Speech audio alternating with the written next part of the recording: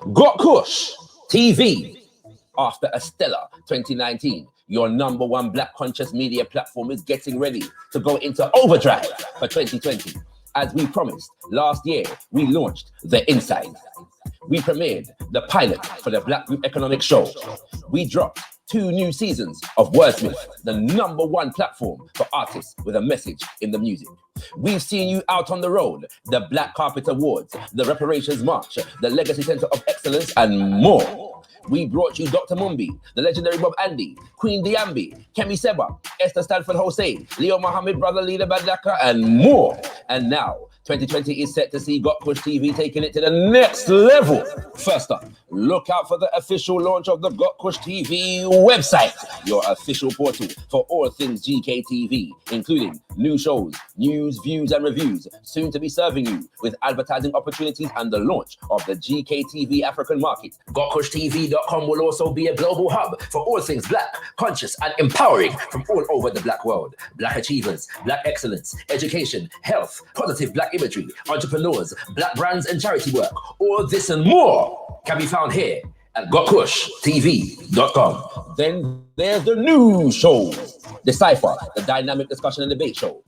Health is Wealth, practical tips for living in wellness. Kush Communiversity, home of Black Warrior Scholarship. And UK Fire Entertainment, bringing you a slew of music videos for your listening and viewing pleasure. Look out for more of The Insight, Wordsmith, and the full 3rd season of the Black Group Economic Show, all coming your way soon. As always, the GKTV film team is available for hire to cover your events and all filming needs. Visit us at gotkushtv.com for hire inquiries and more information. Stand by all Black businesses through our website, social media, and show content. We have monumental advertising, sponsorship, and network opportunities catering specially for you. gotkushTV is about to take off. So join us for the ride. There's 4 things you can do. 1, subscribe to our channel. Hit that bell to make sure you don't miss a release. Join us on all social media and hit up gotkushtv.com to subscribe to our mailing list for exclusive opportunities in the near future. 2, like. Let us know you're feeling our content by hitting that ever so important button of approval. 3, comment. We want to hear your feedback on everything we're putting out. So make sure your presence is felt in the comment section. 4, share. Spread the word by hitting that share button and exposing your circle to the magnificence that is gotkushTV. We look forward to building with you throughout 2020 and servicing you with high quality Black media production. gotkushTV. Beyond discussion, beyond debate, we put the power in Black media.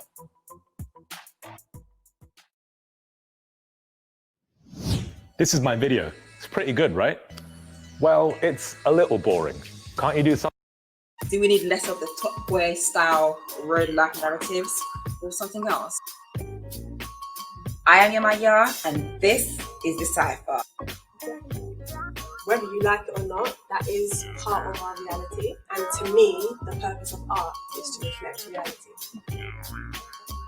They don't promote Black scholarship or Black intellectuals. The more degenerate he depicts me, the profitable it is for him. But where's the Rasta man on the block? It doesn't meet the narrative that people want to project of Black people worldwide. Enter Decipher.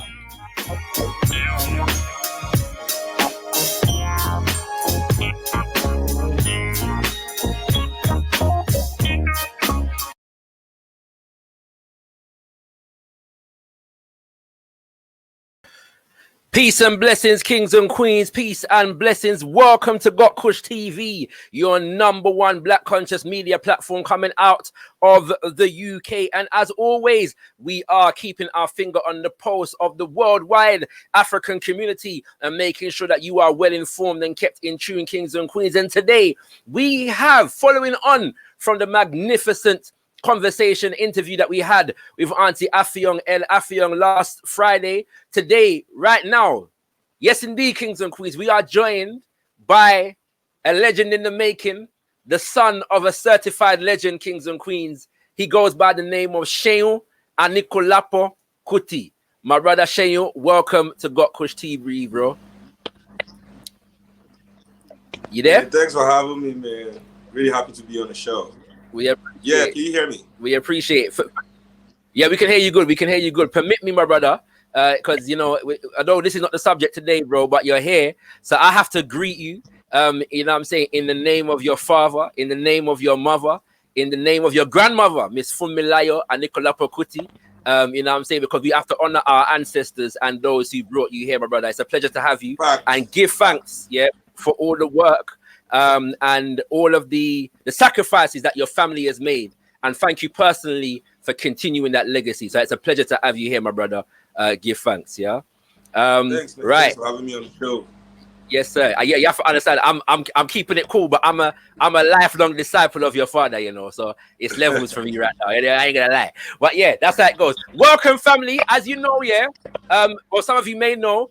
Please share this link far and wide. We've got a strike on our channel, and so basically we can only stream via our Facebook. We're gonna upload this to our YouTube later on, but yeah, we can't do it right now. Yeah, so please share the link far and wide. Everybody that's watching on Facebook right about now, please share the link. Let the people them know say Seun Kuti there. Yeah, and we're gonna be going into end SARS, end neocolonialism, end oppression. You don't know. Yeah, and imperialism in Africa. That's right, my brother. That's right. So let's start from the beginning. By the way, we've got Brother Shane for about an hour, yeah. So I'm gonna bring you in at some point. I'm gonna be sharing the link, and you can come forward and ask him your questions as well. But I'm gonna talk to him for a little piece first. We got a nice breakdown, my brother, from Auntie Afong in terms of how everything started, in terms of this whole NSARS thing, in terms of police brutality in Nigeria. I just want to get a perspective from you, in terms of how this recent energy kicked off from Seun Kuti's perspective. Well, I think from my perspective, which I try as much as possible to align with the people's. Yes, sir. I think I even have a radio show in Nigeria called The People's Perspective every Friday. Mm-hmm. It's on a station called Lagos Talks, 11 till 12. So, what has been happening, what happened, has been bubbling for at least 2 decades. The amount of oppression that we've experienced under this supposedly democratic dispensation since 1999, simply, just like, our democracy is like a velvet glove on an iron fist, Mm-hmm. Mm-hmm. And it's not even about, I always say it's not even political anymore. It's also a social issue. Right. Because people have actually normalized the slave master and slave dialectic here. Mm-hmm. Anybody with a little bit of authority in Africa believes that authority is to dominate. Yes, I mean, in our homes, we dominate our children. We don't want them to speak. I tell people, only slaves are not allowed to speak. Mm-hmm. If your child is slave in his own home, I mean, what's going on? Why are we normalizing this behavior? In Nigerian schools, even your seniors have the right to begin to abuse junior students, just because they are senior students.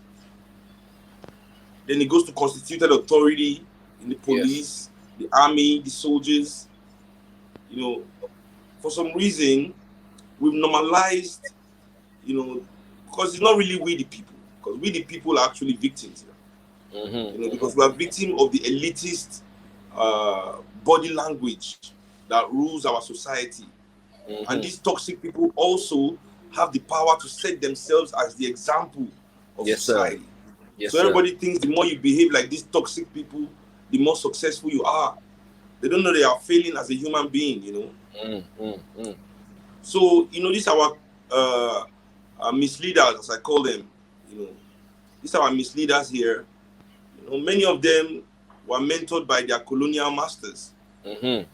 They thought that this hatred that fueled the lessons of their training to be the new leaders of Africa was a normal situation. They normalized the situation they had with the colonial masters as the only way to, train people or relate with people from a position of power. You understand? So all our elites basically believe they are white and Arabs, better than the rest of us. You know, so you find all Nigerian politicians, I'm telling you, look at their behavior. They go around with a retinue of security guards. Look at all the Nigerian celebrities. They all have armed security guards. You know, who are we afraid of? Ourselves or the people? You understand? So that image, you know, has been normalized. You know, where anybody that has a little bit must disassociate himself from they don't call them the citizens, they say the masses of the country. You know, and that is one of the main things that I'm trying to end with my own movement. Yes, sir. You know, yes, we sir. must, you know, we must end that behavior where we all feel that just because we have some change, we're suddenly better than our brothers and sisters. Yes, sir. You know, well, you know, brother, last week, yeah, Auntie Affion was saying to us about the situation with regards to the police, yeah, that the police are very much kept separate from the rest of the people. They kept it, and the army, they kept in barracks, yeah, and oftentimes these places are poorly kept, and you know, and what's the what word is it that she used? Basically, that the living conditions are extremely poor. In that respect, yeah. Just and apparently, I don't know if you could confirm this because she wasn't able to confirm this, but the SARS aspect of the police force is paid significantly higher than the rest of the police force. Apparently, I've heard this. I don't know if you can confirm. Yes, they're paid, they make more money. Yes, right. So in that respect, then, because people might just feel say this thing just start the other day with SARS, yeah.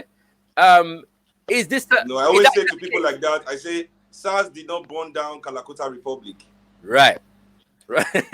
I understand. Enough said. And if you want to know more about that, Kings and Queens, there's a very, very big tune called Calcutta Show that will tell you everything you need to know about what Brother Seun just said. Yeah.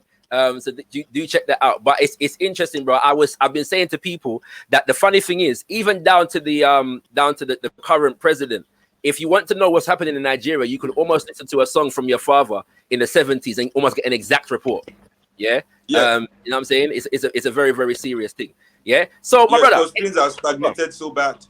Right. Things have stagnated, you know, and even gotten worse. So yes. It's not as if any of those issues have ever been handled. Yes. Our housing never been handled. Yes. Our education never been handled. Yes. Our transportation never been handled. You know, our living conditions, welfare conditions, healthcare, you know, never been handled. You know, so you've been very particular though about making this more than just SARS, because you're saying not just end SARS, but end oppression. Yeah. In general. Yeah, I think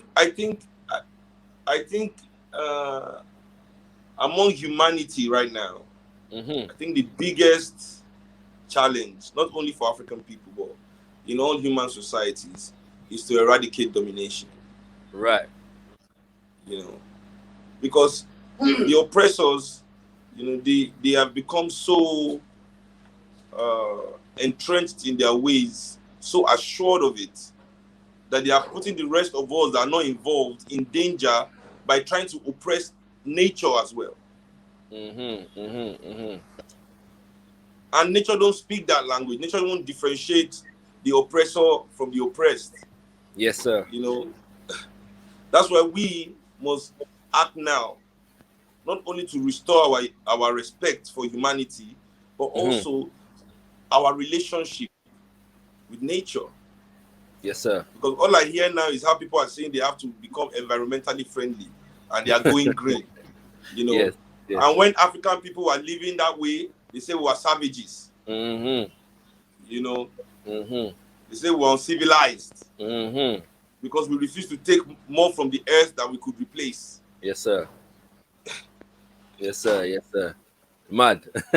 Exactly, your brother. And so in that respect now, because how much is that message permeating the grassroots, the masses of the people? That it's not just about SARS, it is about our government in general, our housing, our lighting, our food, self-security, and all these things? I think that's what the people are saying. It is the elites that are refusing to hear that part. Right. The elites only want to listen to the slogan Right. and ignore the mission. Yes, sir. Yes, sir. Yes, sir. Yes, sir. You know. Yes, sir. Yes, So sir. we are not talking about you know, End SARS is just a slogan, right? Right. A slogan that is supposed to galvanize us into a greater mission. Yes, sir. Yes, sir. You know. Yes, sir. So that's what the people are saying, that the government and the elites are refusing to listen. They want Yes, to make sir. it only a police brutality issue. Mm-hmm. You know, but we're also going through educational brutality, medical brutality, Mm-hmm. banking brutality, petroleum brutality, Mm-hmm. insecurity brutality. Mm-hmm.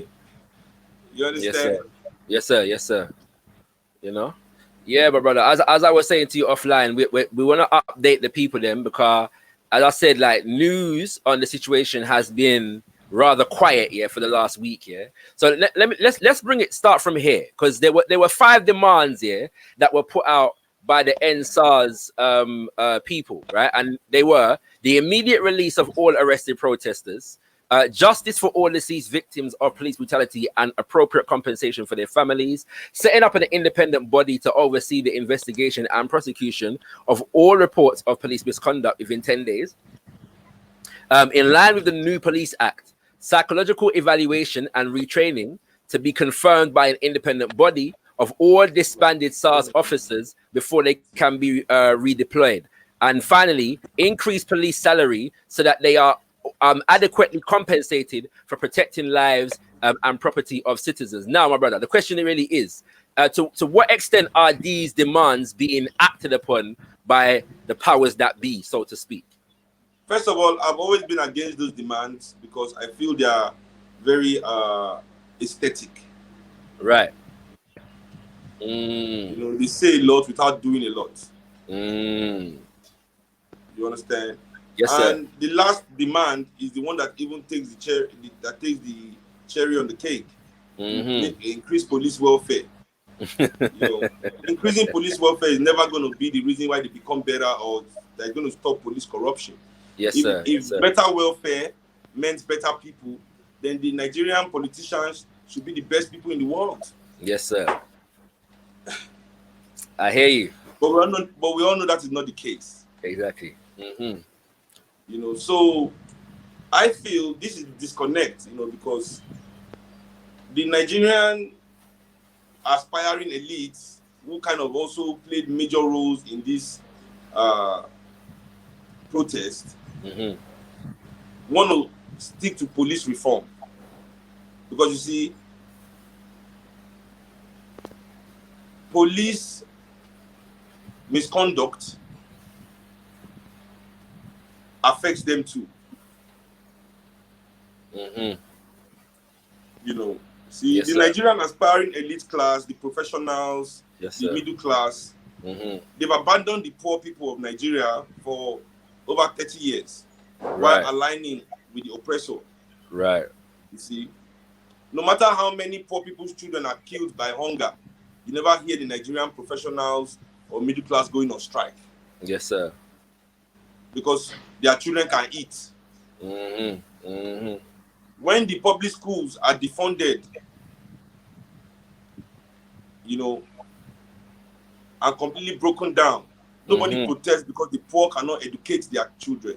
They all send their children to private schools. Yes. There's no electricity, they all buy generators. You know. So we have a way, we as the Nigerian middle class and professionals, we have a way of solving our own problem and leaving the poor to their own fate. You understand? So that is another angle of this SARS protest that has caused a big disconnect. Yes, sir. So while they are only talking about police brutality, the people are constantly saying we are hungry. Our education, our healthcare, our roads, our pensions that are being stolen. they want a bigger change. Yes, yes. You know, that's a serious point, my brother. I mean, I'm going to ask you the broader question then. What has been happening in the last week then? Because, like I said to you, everything gone quiet. Enough people are asking for updates and they want to know what go on. So what's been the situation on the ground in Nigeria for the last week? I'm happy that it's gone quiet on the international scene and is now a Nigerian affair and true allies affair only, you know. I think it is imperative that we understand that this is primarily something that Nigerians must handle on their own. You know, so that's what has been happening. Like in any movement, two major factions have broken out, you know. One, the ones that believe that they can negotiate with our oppressors for our freedom, and those that are organizing to create the political platforms to wrest power and bring change through the people. Right. You know. So that is basically what is going on right now. Right. And it might be quiet internationally, but it's very loud in the organizational front here. You know, my own organization grew by thousands in a week. People are passionate, people are involved, people want to help, people want to build something. Right. You know, so this is where we are. You know, this is a long battle. It's not a quick fix. Yes, you sir. know, so to do things right, we need to know it's a slow and arduous process. Yes, sir. You know, there's no room for instant gratification here. My brother, we're going to come back to your organization in a sec, yeah? One thing I never got the opportunity to ask Auntie Affiong about last week was, I'm not sure if you're aware that there's a petition currently going around calling upon the British government to impose sanctions, yeah, on the Nigerian government. And I'll read a piece from you for the people, them, just in case people are not aware. It is entitled, Implement Sanctions Against the Nigerian Government and Officials. The government should explore using the new sanctions regime that allows individuals and entities that violate human rights around the world to be targeted, to impose sanctions on members of the Nigerian government and police force involved in any human rights abuses by the Nigerian police. There have been deeply concerning reports of a Nigerian police force unit, SARS, engaging in illegal activities and human rights abuses. And there have also been reports of police firing at protesters calling for SARS to be disbanded. Deploying sanctions would provide accountability for and be a deterrent to anyone involved in violations of human rights. Now, I'll let you know, my brother, this is an official petition to the Parliament of to the government of the UK, and as is the policy in this country, when you get 100,000 signatures, the Parliament is required by law to address this issue in Parliament, right? And currently there are 219,312 signatures on this petition. My question is to you: does the British government have the moral authority to, in your opinion, to impose sanctions on the Nigerian government for issues of police brutality? First and foremost, I just think the whole, issue doesn't really carry as much weight as we might think it does, because whether the British government impose sanctions on Nigerian government or not, we the Nigerian people will liberate ourselves from tyranny. Understood. And this is the bottom. This is all that matters. Understood. But I understand that the battle could be fought on different fronts. But I'm not in the day hasn't come yet that I will look up to the British government. Yes, sir. For justice. Yes, sir. For an African nation or for African people. Yes, sir. Yes, sir. That day hasn't come yet. The issue is with that, is that because I came across this petition because noted artists, from Nigeria were sharing it and encouraging others to share it, and brothers and sisters from the Nigerian community in this country were doing the same. And so, like, I had to lick out against it and say, listen, we can't be calling on these people, to be solving the problems of our brothers and sisters in Nigeria. It don't make no sense to me. You know what I'm saying? Especially because as far as whatever abuses are going on in Nigeria, as far as the corruption and them kind of things there, the British government is intimately involved, in all of these Very things. much intimately involved. I mean, very intimately. They are the orchestrators, you know. Yes, sir. They are major players in this game, you know. So, I mean, Sir. Yes, sir. we African people just need to stop seeking for our oppressors to save us at the same time. Yes. You know, we have to take what we can, you know, with what we have. No, I totally agree. And what would you say to your fellow artists though that are sharing this petition? Because it seems to be a thing right about now. No, Nigerian artists don't like advice. You think, you know, they're all egotistical, you know. Yes. Everybody is a big man. I understand. Well, we'll leave that there. But rather, let the people them know about your organization, your platform, and the work that you are trying to do. Well, you know, for me, my platform is what we're trying to do in NRM is to create the political platform that will help the people pick the leaders among themselves, you know. That will be able to build a Nigeria that will meet our just aspirations and also fulfill the potentials of all Nigerian people. You understand? You know, this is our primary task. You know? So this is not an elitist political party where we want to form it and run it and also be the candidate, because this is something that we want to build with the people, for the people and by the people. You know? It is a platform that will represent all that want Nigeria to advance, to be great.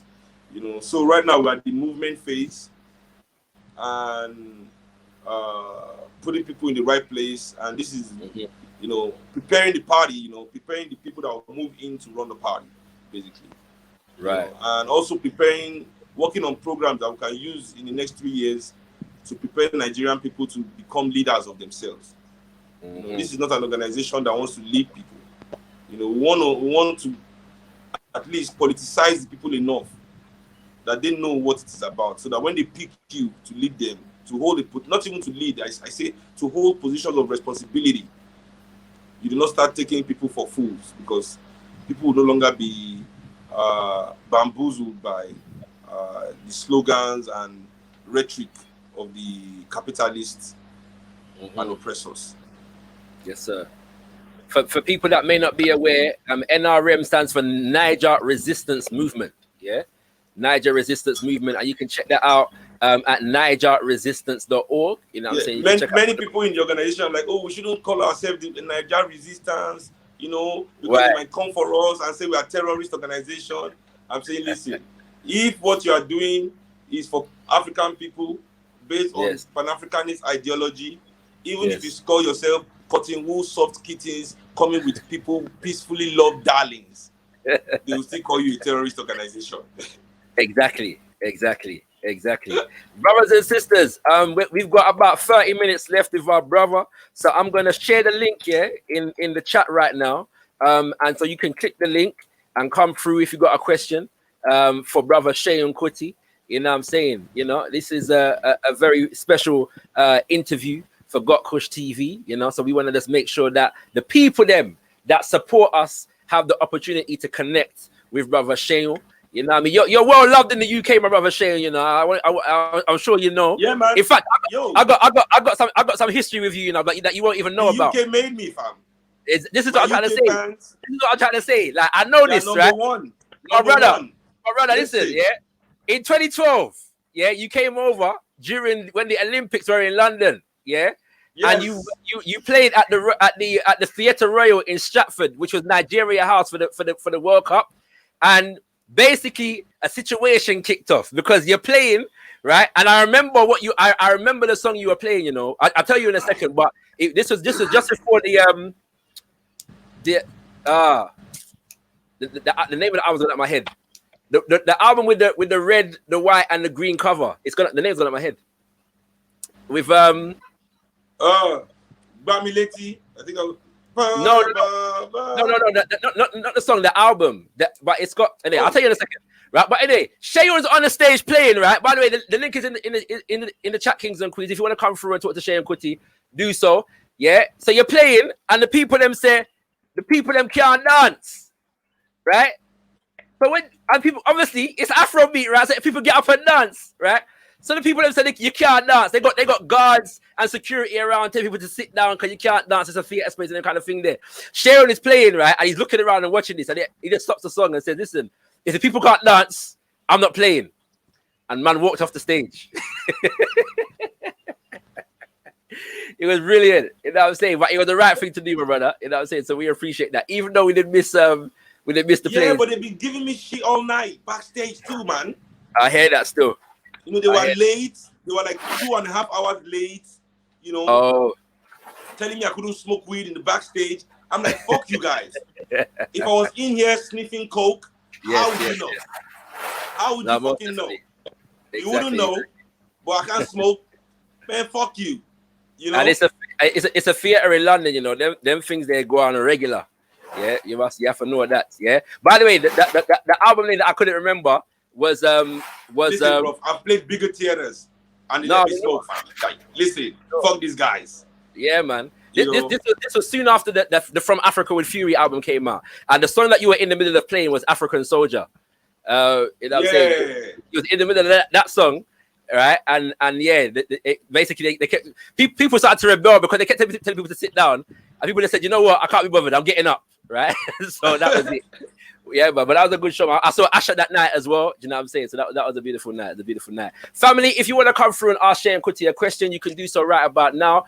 The link is in the chat. I'm going to share it one more time. Let me just get that link again. I'm going to share it one more time. Now, bro, there's a big question right now. Yeah, as we speak, America is on election day, right? And there's a big debate taking place as to the extent to which music, arts, yeah, an artist should be featuring in the political arena. Now, you're all about that, yeah? Which it seems ridiculous coming from your perspective. Why this is even a question? But what, from your perspective, is the importance of the artists politicizing themselves? Well, but you know, these days artists politicize themselves on YouTube, and that's a big problem. Right. You know, I think if you're going to represent your people, you have to be able to put in the time to get the knowledge. Yes, you know, sir. if you don't have the knowledge, you should just stay in your lane. You know, I think because people just go in there and model things up. Yes, sir. Yes, sir. You know, and I'm tired of artists also having to represent African people politically. You know, you don't see Jewish artists speaking up for Jewish people, or white American artists being the spokesman for the Pentagon and defending American policy. You know. Yes, sir. Yes, sir. You know, so I think the celebrity worship is also something. I mean, a man like Trump, for example. Yes. As a kid growing up in Nigeria, you know.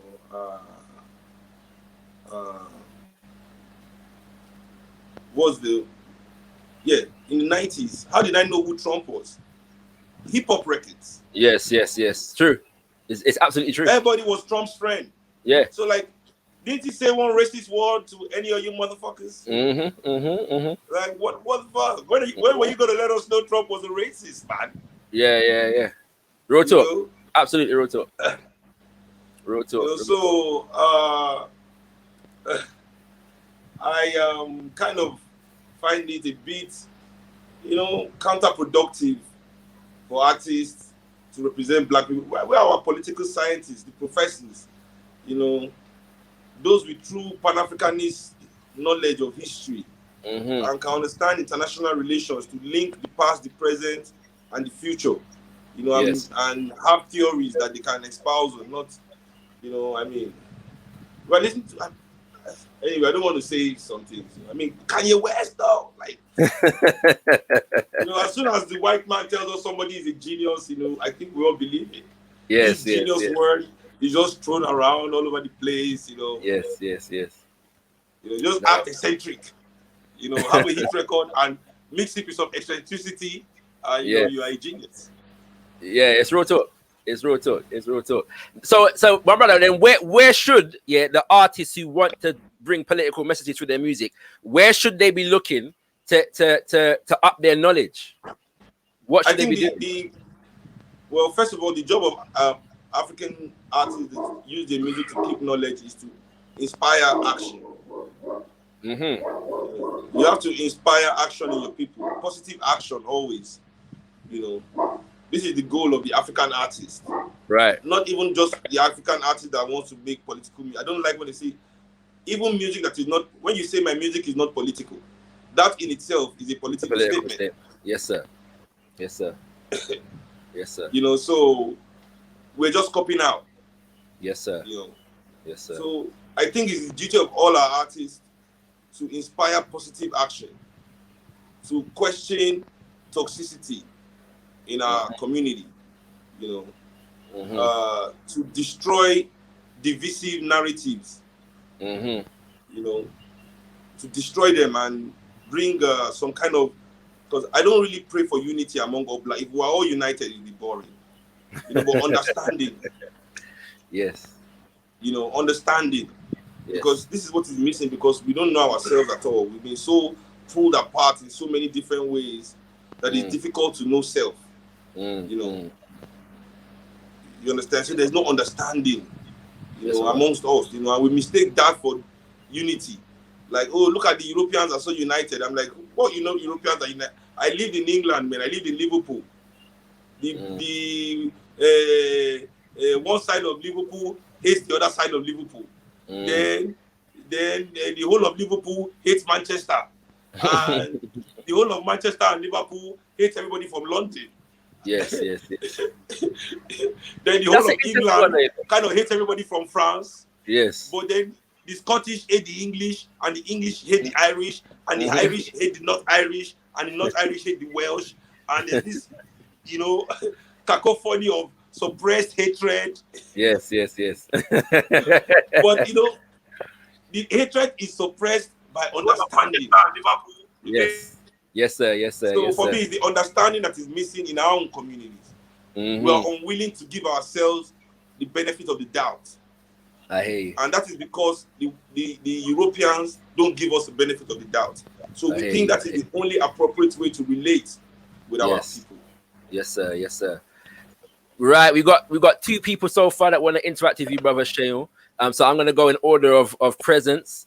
Long time no hear your voice, my sister. Greetings, Sister Temi. Hey, Shakara, how you doing? I'm good, my sister. How are you? I'm fine. Where you there? You there England or you there Trinidad? Where you there? No. I'm there Trinidad. I'm there Tobago, in fact. All right. Well, I'd rather be there than here, but welcome. Sister Temi, if you're in Trinidad, stay in Trinidad. Indeed. Go ahead, Temi. It's funny actually. I know. I met you actually. This is COVID-20. Man, I'm trying to stay out of the UK right now. They've tweaked it now to get black people. You know, the first one didn't work well. They have to tweak it. They've tweaked it. Yes, sir. We need to lean back on this one. Yeah. I'm staying well back with this one. I'm telling you. Yeah. Real good show. Pleasure to hear you guys reason as well. Seun, I actually met you a few years ago when you came to Trinidad. Funnily enough, I saw you perform when you came for Emancipation. I sax that day. I know. But it was still a really good performance. Thank you. Yeah, no, it was really good. But I you know, obviously being of Nigerian heritage myself, I'm very interested in obviously what's been going on. And you know, you're one of the people that I obviously will follow for a far more accurate portrayal of things than maybe others. My question really to you is, like, obviously you're with, you know, on the ground and dealing with the youth. I seem to, at least I've noticed, and having spoken to my sister who's there, you know, there's a lot more of an awakening amongst the young people now than maybe in even a decade ago. you know, and I think it does bode well. And you know, in terms of, you know, your views going, you know, I think the next elections is 2023. Is that correct? So, Yeah. you know, do you think, you know, generally with what's happening with the people, I've seen the attempts to try and divide us by tribe and all that kind of stuff, which thankfully hasn't worked. You know, what's your views in terms of 2023, the elections then, and what do you think that what do you think your party's chances are in the, you know, in those forthcoming elections, given the current energy that's in the country? Well, I think for me, the liberation process has begun. Yeah. Now, how long it will take and how effective it will be in 3 years, I cannot really say I'm going to judge that. But what I would say is, I know I would give my best to make sure that we are on the right track. Yeah. You know, that at least the people that are working with me, that I'm working with, brother, are going to do what needs to be done, no matter how painstaking that activity might be, no matter how slow, no matter how tedious. Yeah. You understand? So, and I feel that for me is what is necessary. Secondly, we must keep the energy up. When I say keep the energy up, I say we must now begin to interact with the people. These 3 years basically is an opportunity for the Nigerian middle class and professionals to rebuild that broken bridge with the people.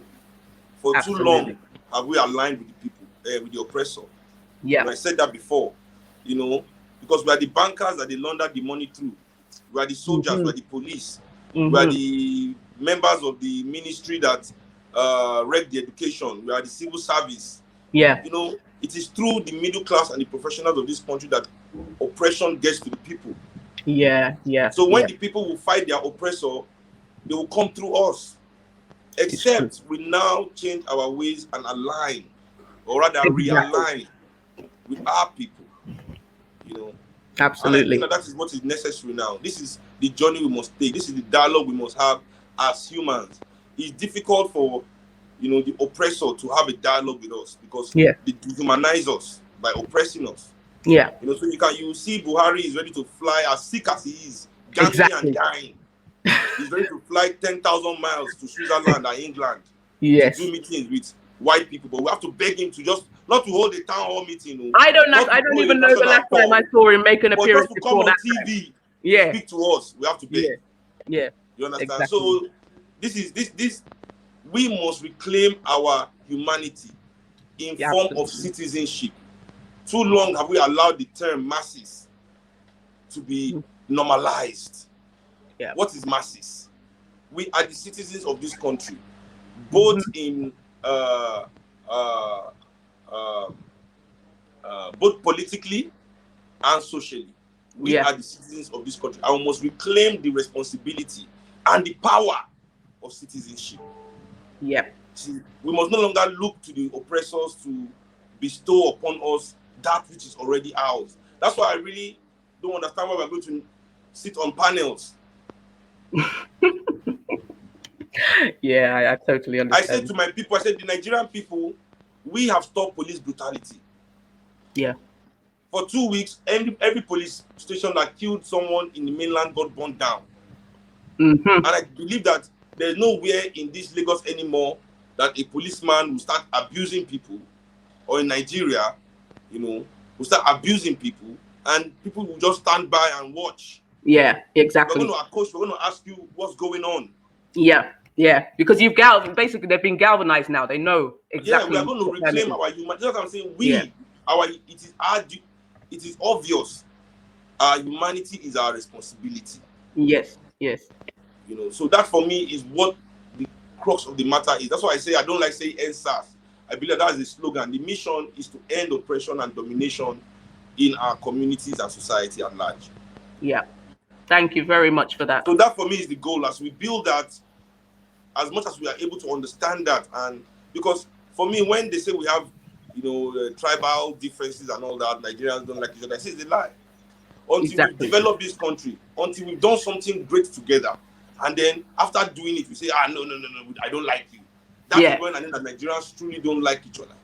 Because so far our elites have refused to develop this nation. Mm-hmm. And it's only through national development will we develop a national culture. Yes. Yes. So we have not interacted. We don't even really know each other. Exactly. So they control the narrative about us to us. Mm-hmm. To sow division. You know. Yeah. So these are the things that we must tackle. You know, because when people, you know, you hear a lot of people say, oh, I want Nigeria to divide. I'm like, you want the Igbo man to go, but you don't want Coca-Cola to go. you want the Hausa man to go, but you don't want Shell to go. You know what? You know what? Exactly. Sorry, Temi. Do you know what? Yeah, that reminds me of a question. Yeah, because a lot of this situation started, brother Shane, from my understanding, yeah, with the shooting of a brother from the Delta region. Yeah, from your perspective, yeah, what is the role of the situation regarding the oil, Chevron, Shell, ExxonMobil, and the rest, and how it contributes to this situation right now? They are imperialists. You know, they are imperial organizations that extract and exploit, extract our resources and exploit our labor. You know, there's no other explanations for them. You know, come and look at the destruction to our natural environment. Yeah. You realize the hypocrisy, you know, of Western leaders when you talk about how they care about the environment. Yeah. When they allow their multinationals to come to our countries and ruin all our natural environment and destroy the equilibrium. Yes, sir. Of the natural habitats. Yes, sir. Wildlife and fauna and flora in the whole of the Niger Delta area. People can't even fish anymore. Yeah, absolutely terrible. Yes, sir. Tell me, feel free to stay there. I went to Niger Delta. I went to Bayelsa State, right? And there was no body of water I saw that was not mixed with oil. None, nowhere, nowhere. Even the gutters of the city had crude oil in it, like stained.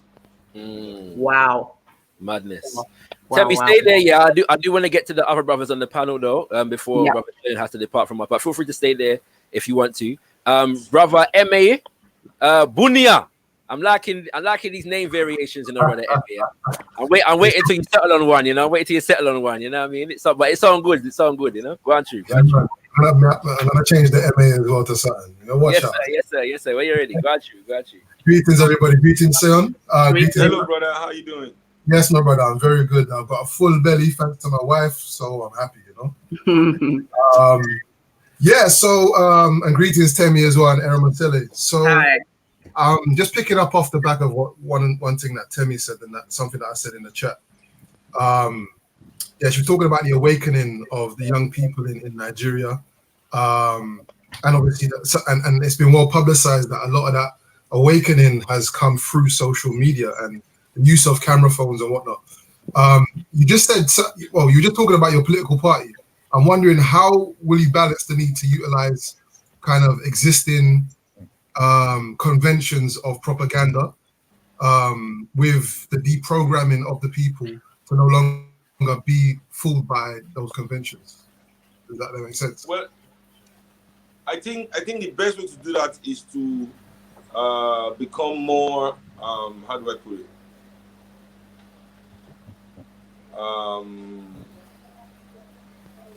More pro people. What do I mean? I mean, you know, many of the programs that we do these days is tainted with elitism in the sense that we pick our space to host this event and we expect the people to come to the message. You know, disregarding their everyday routine, whatever they have to do in their life, you know, we just want to do our adverts and we expect the people to drop everything they have to do in their life and come and listen to we privileged pricks, give them ideas. You know, I think we now have to reverse that. We need to work as much as we can to go to them, you know, in groups, approach neighborhoods, you know, talk to our people, you know, start with our neighborhoods. From our neighborhoods, build alliances with other neighborhoods, you know, and start this conversation between us and the people again, but in their own turf, where they are comfortable. Bring food, bring drinks. You know what our people like? You know, bring some music. Yeah, we're African people. We're the original socialists. You know? Yeah, man. Facts. You know, that's why they do a lot to infiltrate and corrupt our social spaces. You know, so you know, the fact that African people are always in the nightclubs, this is not because we are trifling. We are always partying at night, even in the African villages. This is what we do. You know, so they co-opt it, you know, capitalize on it, monetize it, then they corrupt it. So it's no longer a space where we share our, you know, divine brotherhood and sisterhood.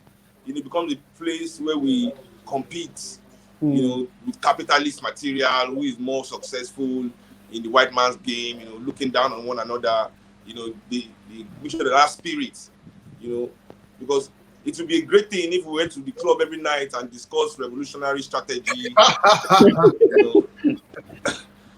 You know, while there's music in the background. I mean, sir. Yeah, that's the dream right there, man. We do that every night.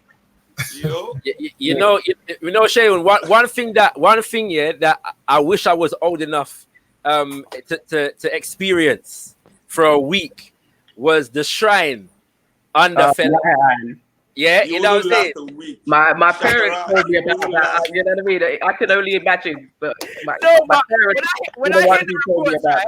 When I hear the reports, Shabarangs came to Calcutta Republic, you know. Yeah. Oh, really? Smoked one joint and passed out on the floor. Shabba, you know what I mean? Yeah, now, what it is, right, is that I think this is something that he mastered. It's something that we can learn from, because the shrine was much a space for music, as it was political education, as it was for enjoyment, you know, as it was for protest, as it was for organizing, as it was for spiritual, you know, for ritual. You know what I'm saying? So it's a model that we have to look at properly, properly and develop. Do you know what I'm saying? You know, it's definitely what to look at properly. Anyway. That's like I said before, you know, when I said members of my group were afraid that Nigeria resistance movement to make us. Fela only called this club the Shrine. This is the most harmless name ever. He got attacked over 1,000 times. Yes, sir. You know, yes, sir. You know, so, but this is because the Shrine was Pan-Africanist. Yes, sir. The narrative of the Shrine went against the narrative of the elites and the states. Yes, sir. You know? Yes, sir. And that is the difference between maybe me and a Jay-Z. It's not talent, because my narrative just goes against the norm. Yes, sir. You won't listen to my album and go and buy Gucci. Real talk. Listen to my album, I want to burn the Gucci store. You know, I don't know. Yeah. Absolutely. Yes, and listen, I want to get to Brother Aaron Monsele before Brother Seun has to depart us. So go on to you, Brother Aaron Monsele. You know what? I've got nothing to add. I'm just here, just taking in the moment. You get me? You're just here to put your looking face on the screen, right? You know I'm here with the great Seun Kuti. That's what I'm here with. Yeah. We're all great, man. You know, we're all great. This is another awakening I learned as well. You know, like everybody is put here to make history. Yes, sir. Yeah, absolutely. You know? And the only reason you are put in school, the only thing they put us through this school, because our oppressors have never done anything good for us. So why put us through this school shit? You know, is to remove our ability to be historical, to surrender that ability to some unknown forces. You know, whereas we are the force of change. You know, imagine if kids were graded by cooperation and love and happiness, you know, and being themselves. Imagine if those were grades. You know, the best lover in class, you know, the best, happiest student, you know, the most cooperative, you know, this was the, you know, but no, all these toxic attitudes are validated to children from a young age, you know, hide your work, male, he's the best, you are the worst, you know. Competition. Nothing. Exactly, you know. Surrendering yourself to your teacher, you know, you can't even, you don't even tell them what you want to learn. They already know what you need to learn. And if you don't learn it well, then you're dumb. Yeah. Spot on. You know, so my brother. it's a whole game. You know. Yes, Yeah, sir. it's the stifle critical thinking, isn't it? And to stifle, like you say, cooperative, practices. Yeah, and it takes a lot of bravery, I think, in this world today, to stand up to many of these accepted facts. Absolutely, it's very hard. It's very hard. It's very hard. It's a lot of pressure to conform in every way. You know what I mean? And even if you just veer off the course, everybody has a problem with that. Yeah, exactly. Even though it's exactly what they are thinking on the inside too. Yeah, yeah. I have a question for you, Brother Seun. Yeah, based upon the Niger Resistance manifesto. Yeah. And under education, it says the education curriculum should also be thoroughly revised to ensure it fits the needs of students locally, rather than being a copycat version of Western education. Local languages should be emphasized and taught, and African history should be a core subject up to secondary school. Right now, that might sound strange to people, that to some people anyway, that a country in Africa doesn't teach African history, right? You know what I'm saying? And doesn't use African languages. This might sound very strange. Yeah. So explain this, Brother Seun. How comes you need to have a manifesto? It's a trick your mind plays on you when you are colonized. Right. See, the enslaved was lucky in the sense that he is different from his oppressor. Right. His immediate primary direct oppressor. Yes. So he knows that his oppressor school is his oppressor school. Right. So we have to create African schools for our kids. Right. Yes, sir. Like you see in Africa, yes, since there were black people there, yes, everybody believed the schools are African schools, so there are no African schools created, Yes. Or anything. This is a school for African people, and everybody just goes there and gets brainwashed. Yes. Yeah. Yeah, man, that's amazing. But having said that, though, my brother, it's the same in every majority black nation, even in the diaspora, even in the Caribbean. Of course, Caribbean is the same. It's one of the greatest tricks that the colonialists pulled, Yes, sir. Yes, sir. It's mad. I mean, I'm able to convince. Yeah. Go ahead. No, go ahead, bro. They were able to convince their stooges that they replaced themselves with. Yes. That they had to perpetuate that spirit. Yes, sir. And that was what I talk about, that oppressor spirit, because right from time, there has been certain Africans willing to sell other Africans for things. Yes, sir. This group of Africans have always been mesmerized. They were in the minority, they were controlled in our natural state because their behavior was not validated by the larger society. Yeah. So they were weak. They were not. But as soon as they came in contact with Europeans, that tendency now found validation from without. Yeah. Yes, sir. Yes, sir. This is why many power behind it too. Many of the professions in the world are anti-African. Because in African societies, everybody was their own lawyer. Yes, sir. You never needed accountants. Yes, sir. Yes, sir. They were guards, but no policemen. Everybody was the security. And everybody was a doctor. Everybody knew the herbs. So these new professions came into being, and this group of people came from that first contact. And right up till now, they are the same people due to their continuing relationship that have been handed power in Africa. Yeah. And they still continue that spirit today. Maybe they don't sell our physical bodies, but by selling our resources and depriving the people of the opportunities that they need to be humans again, sell their future. It's abstract. They sell their time. Abstract, but it still has physical effects. And they still exchange it for only things. They either see they are masters of industry. Yes, sir. Dangote is the richest man the richest black man in the world. But hey, is the cement the best cement in the world? Is he in the top 100? Yes, sir. Let's know, man. So they don't make anything. They're not like the Bill Gates that can say, "Oh, I've added Microsoft to my country." Not saying Bill Gates is not an ass. Pardon my French. No, but at least you can see Microsoft. In our own end, they just extract, just same as the colonialists did. Extract our labor, extract our resources, and exchange it for fiat, which they only use to buy things. And build houses and buy things. used to be gin and gunpowder and textile and spices. Now it's Gucci and Rolls Royces and private jets. Yep. Yes, sir. You just think they are mesmerized. It's mad. It's an issue that we've got to change. People need to rise up and snap them out of it. They've been getting a smack across the head for 350 years now. That's right. Serious thing. So part of my family is from an island called Jamaica, and them say we have a first national hero named Marcus Garvey, but he's not taught in the curriculum. Yeah, from nursery all the way to university, he's not taught on the curriculum, but he's the first national hero of the country. Exactly. and I'm sure the same thing is the case in Trinidad. Timmy.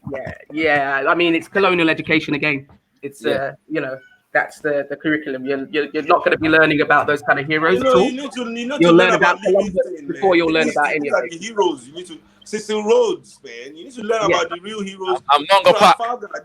These great conquerors. This man, this civilized man that just went around killing other men all over the world. Yes, sir. I'm not like. They don't come and fight directly like, oh, I'm coming for war. They come like, oh, I'm your friend. Hey, I got ya. Yeah. My brother Shane, I know you. Sorry, God. I have to go before I go. And they have the audacity to say they are good Christians. Yes, sir. When it was acting like good Christians, welcoming strangers, feeding them, acting like fucking Christ, they said we're naive. Yeah. Then they bring Christ as a reason to slaughter us and take our land. Like, oh, they're teaching us to be Christians. Motherfuckers! Yeah. When we met you, we were Christians, motherfuckers. You know what? I'm not gonna lie yet. Brother Seun has the funniest interpretation of the story of Moses that I've ever come across. Brother Seun said, this man, he said he was educating among Africans, right? And it was only when he killed the African, God said, now you are worthy to be a prophet. It always baffled me. The timing of God. Yes. The biblical God is the most racist motherfucker. Yeah. Moses was an African prince for 21 years. God did appear to him and say, listen, the Pharaoh is your dad, the next Pharaoh is your bro. Go talk to them. Tell them what's going on. Let's find a peaceful way to solve this. Use your influence as an African prince to solve this shit. To solve the problem. This God, he works in mysterious ways. You don't do that. He waits till this guy murders 2 Africans. Not one. He works in mysterious ways. And the funniest part is, then he went on Mount Sinai to bring down the rules of God that said, "Thou shalt not kill." If this was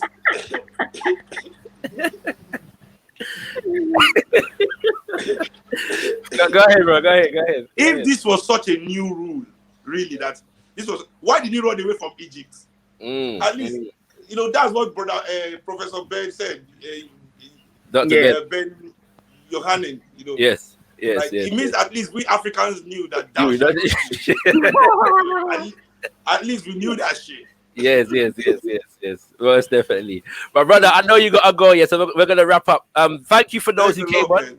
Yeah, what's it called? Tell me, thank you very much. I just want to ask: is there any way of keeping in contact with you, or is it just every now and then you pop up? Nah, he's on social media. I know that much. Oh, okay. Yeah.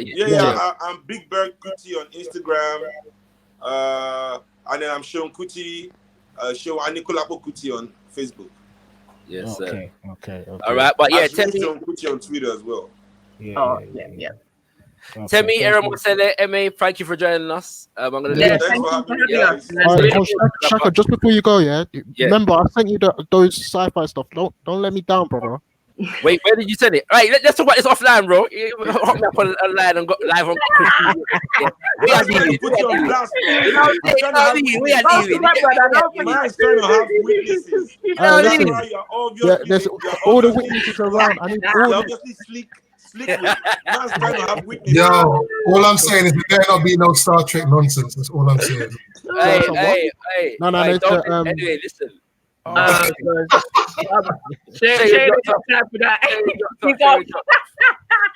all good. I was gonna ask you one more question, but yeah, tell me, good to hear your voice, sis. Yeah, show us some sunshine, you know. Show us some sunshine. I'll try, mate. But boy, you know what I mean. There, though, still. All right, then.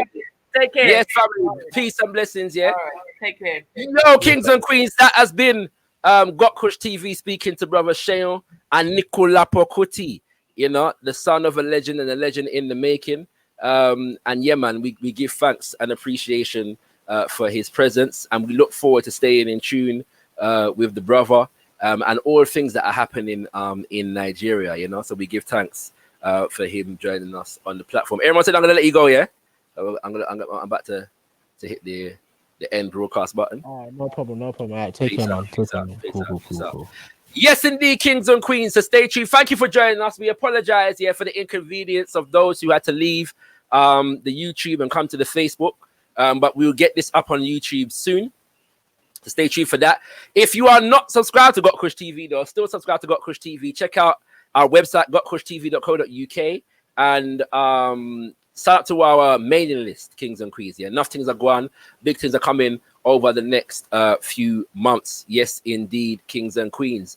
We want to send our love and our solidarity to our brothers and sisters over there in Nigeria. And just to say, feel free to get in touch, with gotkushTV, right? If you need, to share some information, or if there's any critical updates that you feel like our brothers and sisters in the UK need to know about. And that goes for anywhere in the black world, for that matter. Anywhere in the black world, feel free to send us information, please.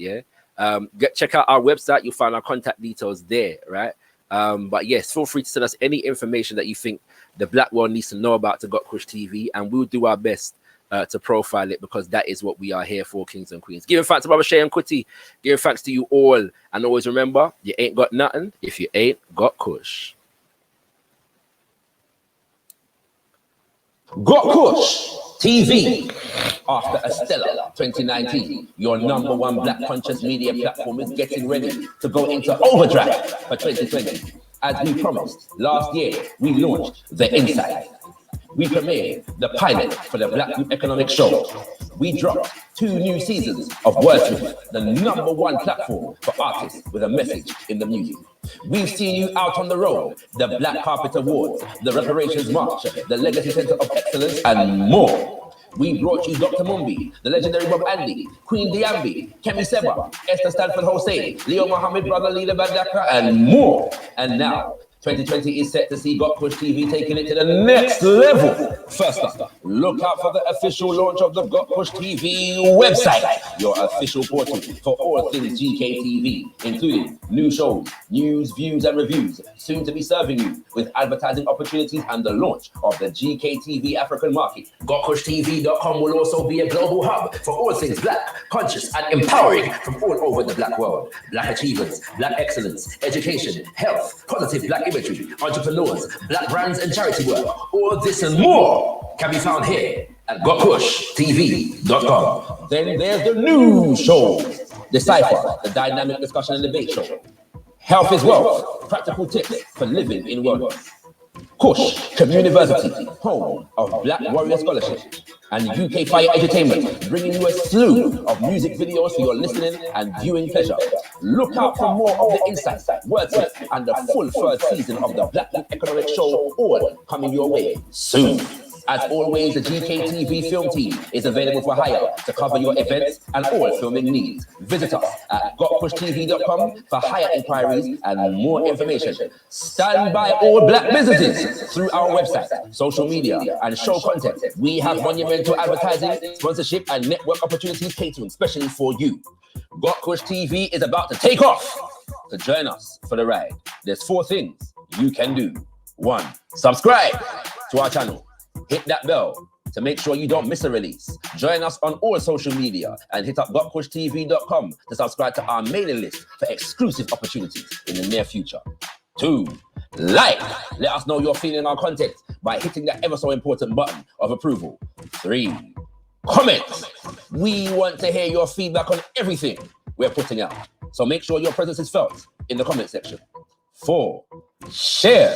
Spread the word by hitting that share button and exposing your circle to the magnificence that is gotkushTV. We look forward to building with you throughout 2020 and servicing you with high quality black media production. gotkushTV. Beyond discussion, beyond debate, we put the power in black media. If you're running an e-commerce business, you have to check out Aribi. It's the analytics tool that took... Do we need less of the top boy style road life narratives or something else? I am Maya, and this is The Cypher. Whether you like it or not, that is part of our reality. And to me, the purpose of art is to reflect reality. They don't promote black scholarship or black intellectuals. The more degenerate he depicts me, the profitable it is for him. But where's the Rastaman on the block? Man in wisdom. It doesn't meet the narrative that people want to project of black people worldwide. Enter The Cypher.